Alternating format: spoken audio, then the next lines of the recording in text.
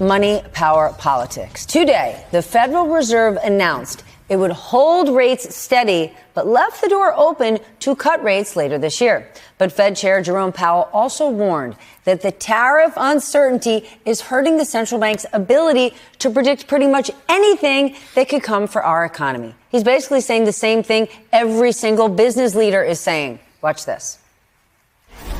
The pass-through of tariffs to consumer price inflation is a whole process that's very uncertain. There's the manufacturer, the exporter, the importer, the retailer, and the consumer.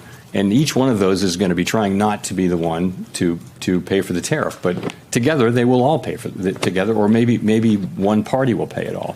We haven't been through a situation like this, and I think we have to be humble about our ability to forecast it.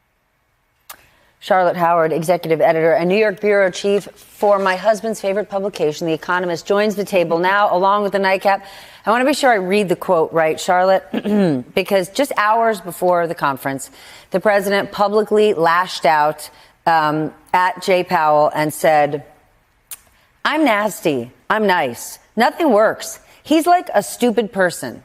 This is what he says about Jay Powell. But isn't this how the Federal Reserve is supposed to work? Independent of any influence from the White House or the business community or anyone?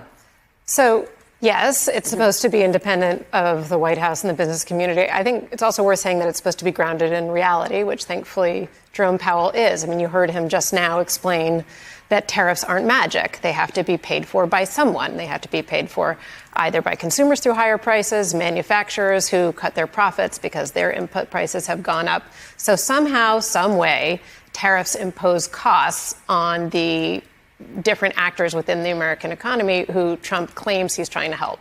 And so the other part of the Fed report today that I thought was noteworthy, in addition to the difficulty forecasting anything, in addition to the fact that they held rates stable and didn't kowtow to Trump by lowering rates, is they did expect higher inflation and higher unemployment probably later this year. So that stagflationary environment is very hard to handle and points to a real looming problem. Elon Musk saying 2 weeks ago, Donald Trump's tariffs are going to tip us into recession. We got data today that kind of supported that. I do think that if you talk to any serious person, whether it's Jerome Powell, a business leader, no one thinks that the tariffs as imposed by the Trump administration unilaterally, chaotically, are good for the American economy. Even if you judge the tariffs on Trump's own terms as a way to bring back American manufacturing, it's counterproductive because, of course, manufacturers depend on foreign imports.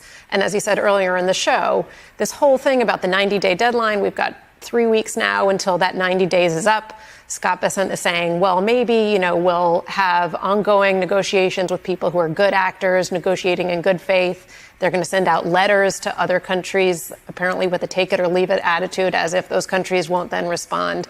The whole thing is extremely chaotic. And, it doesn't feel like there are grown-ups in the White House that are being straight with the American people or even straight in their own logic.